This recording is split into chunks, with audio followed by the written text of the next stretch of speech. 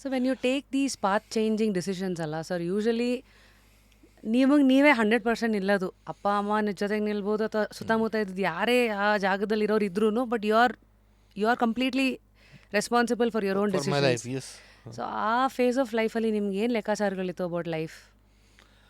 Actually ನಾನು ಆ ಥರ ಒಂದು may be I was wrong.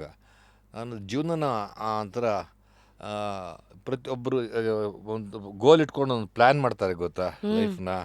ನಾನು ಹಿಂಗೆ ಹೋಗಬೇಕು, ಹಿಂಗೆ ಬೆಳಿಬೇಕು, ಹೀಗೆ ಆಗಬೇಕು ಜೀವನದಲ್ಲಿ, ಇಷ್ಟನೇ ವಯಸ್ಸಿನಲ್ಲಿ ಹಿಂಗಿರಬೇಕು, ಈ ವಯಸ್ಸಾದ್ಮೇಲೆ ನಾನು ಹಿಂಗಿರಬೇಕು.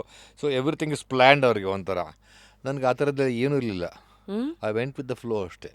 ಯಾ ಅದಕ್ಕೂ ಏನಾದ್ರು ಕಾರಣಗಳಿದೆಯಾ? ಬಿಕಾಸ್ ನಮ್ಮ ಇನ್ಫ್ಲೂಯೆನ್ಸಸ್ಗಳು ಟೀನೇಜಲ್ಲಿ ಕೆಲವು ಸತಿ ಸುತ್ತಮುತ್ತ ಏನೇನಿರುತ್ತೋ ಅದು ಕೆಲವು ಸತಿ ನಮ್ಮ ಸೀಡ್ಸ್ ಆಗ್ತಾ ಹೋಗುತ್ತೆ. ಯಾಕೆಂದರೆ ನನಗೆ ಎಮ್ ಮಾಡ್ತಾ ಇರಬೇಕಾದ್ರೆ, ಇಂಗ್ಲೀಷ್ ಎಮ್ ಎ ಮಾಡ್ತಾ ಇರಬೇಕಾದ್ರೆ ನನ್ನ ಮೇಷ್ಟ್ರುಗಳೆಲ್ಲ ಯು ಆರ್ ಅನಂತಮೂರ್ತಿ, ಪೋಲಕ್ಕಿ ರಾಮಮೂರ್ತಿ ಅಂತ ಆಲ್ ಸದ್ಯ we had the best of teachers. So ನಮಗೆಲ್ಲ ಈ ಮೆಟೀರಿಯಲಿಸ್ಟಿಕ್ ಲೈಫ್ ಬಗ್ಗೆ ಎಲ್ಲ ಆ ಥರದ್ದೇನು ಆಸಕ್ತಿಗಳನ್ನು ನಮಗೆ ಬೆಳೆಸಲಿಲ್ಲ ಅವರು. ಹೌದಾ? ಹೌದು. ಯಾಕೆಂದರೆ ನಮಗೆ ಸಾಹಿತ್ಯ, ಓದು, ಏನೋ ನಡೆಯುತ್ತೆ ಜೀವನ ಅನ್ನೋ ಲೆವೆಲೆಲ್ಲ ಇದ್ವಿ ಹೊರತು, ಹೆಂಗೋ ಹೋಗುತ್ತೆ ಹೊರತು ನಾನೀಗ ಎಮ್ ಎ ಮಾಡಿದ ತಕ್ಷಣ IAS ಮಾಡಬೇಕು, IAS ಮತ್ತು IFS ಮಾಡಬೇಕು, ಅಥವಾ ಬೇರೆ ಏನೋ ಮಾಡಬೇಕು, UPSC ಸೇರಿ ಕೂತ್ಕೋಬೇಕು, ಅಲ್ಲೇನೋ ಆಗಬೇಕು. ಈಗ ನಮ್ಗೆ ಆ ಥರದ ಆ್ಯಂಬಿಷನ್ಸ್ ಬರಲೇ ಇಲ್ಲ ನನಗೆ.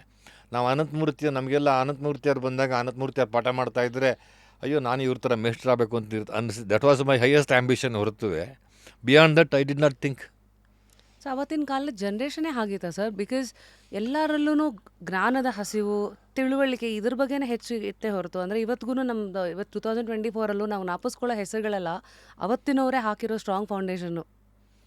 ಅಲ್ಲ, ಅದು to an extent. To an extent ಇತ್ತು. ನಾನು ಇವತ್ತು ಆ ಥರ ಜನ ಇಲ್ಲ ಅಂತ ಹೇಳಲಿಕ್ಕೆ ಸಾಧ್ಯ ಇಲ್ಲ. ಬಟ್ ಮೇ ಬಿ ಪರ್ಸೆಂಟೇಜ್ ಆ ಥರ ಜಾಸ್ತಿ ಇತ್ತು ಅಂತ ಕಾಣುತ್ತೆ ಅವಾಗ. ಬಟ್ ನಮ್ಗೆ ಅಷ್ಟೇ ಇದ್ದಿದ್ದು ನಮಗೆ ಆ್ಯಂಬಿಷನು. ನಮಗೆ ಬೇರೆ ಥರದ ಆಸಕ್ತಿಗಳೇನೂ ಇರಲಿಲ್ಲ. ಸೊ ಲೈಫ್ ಹೇಗೆ ಕರ್ಕೊಂಡು ಹೋಗುತ್ತೋ ಅನ್ನೋ ಆ ಫ್ಲೋ ಎಲ್ಲ ನಿಮ್ಗೆ ಆ ಥರ ಐಡಿಯಾಸ್ಗಳು ಬಂದಿದ್ದು ಈ ಥರ ವ್ಯಕ್ತಿತ್ವಗಳು ಸುತ್ತಮುತ್ತ ನೋಡ್ತಾ ಇದ್ದಾಗ.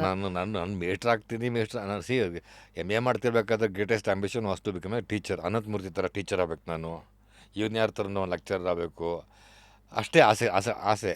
ಅದಕ್ಕಿಂತ ದಾಟಿ ಏನೂ ಇರಲಿಲ್ಲ ನಮಗೆ. ಅವತ್ತಿಂದ ಎಕ್ಸ್ಪೋಜರು ಹೇಗಿರ್ತು? ಅಂದರೆ ರೇಡಿಯೋ, ಟೆಲಿವಿಷನ್ ಅಥವಾ ಜನಗಳೇ ಐ ಥಿಂಕ್ ಬಿಗ್ಗೆಸ್ಟ್ ಎಕ್ಸ್ಪೋಜರ್ ಏನೋ. ಜನಗಳೇ. ರೇಡಿಯೋ ಬಿಟ್ಟರೆ ನಮಗೆ ಟಿ ವಿ ಎಲ್ಲ ಅವಾಗ ಇರಲಿಲ್ಲ. ಜನಗಳೇ ಮಾತಾಡಬೇಕು, ಎಕ್ಸ್ಚೇಂಜ್ ಆಗಬೇಕು, meeting people. So lot more socialising than ನಾವು. ಅಬ್ಸಲ್ಯೂಟ್ಲಿ ಅಲ್ವಾ? ತುಂಬ ಒಟ್ಟಿಗೆ ಸೇರೋದು, ಯಾವುದೋ ಒಂದು ಸಬ್ಜೆಕ್ಟ್, ಈಗ ಯಾವುದೋ ಒಂದು ಸಬ್ಜೆಕ್ಟ್ ಬಗ್ಗೆ ಡಿಸ್ಕಸ್ ಮಾಡಬೇಕು, ಅಥವಾ ಈ ಕಾನ್ಸೆಪ್ಟ್ ಆಫ್ ಕಂಬೈನ್ಡ್ ಸ್ಟಡಿ ಅಲ್ವಾ? ಇವಾಗೆಲ್ಲ ಅದೆಲ್ಲ ಕಡಿಮೆ ಆಗಿಬಿಟ್ಟಿದೆ, ಅವೆಲ್ಲ ಇಲ್ಲವೇ ಇಲ್ಲ. ಈಗ ಕಲ್ಚರಲ್ ಎಕ್ಸ್ಚೇಂಜ್ ಪ್ರೋಗ್ರಾಮ್ ಅಂತ, ಕಲ್ಚರಲ್ ಎಕ್ಸ್ಚೇಂಜ್ ಪ್ರೋಗ್ರಾಮ್ಗಳು ಯಾವಾಗಲೂ ವ್ಯಕ್ತಿ ಟು ವ್ಯಕ್ತಿಯನ್ನು ಮೀಟ್ ಮಾಡ್ತಾ ಇದ್ವಿ ಹೊರತು ನಮಗೆ ಬೇರೆ ಥರದ್ದು ಯಾವುದೂ ಇರ್ತಿರ್ಲಿಲ್ಲ. May be we also observed life that way.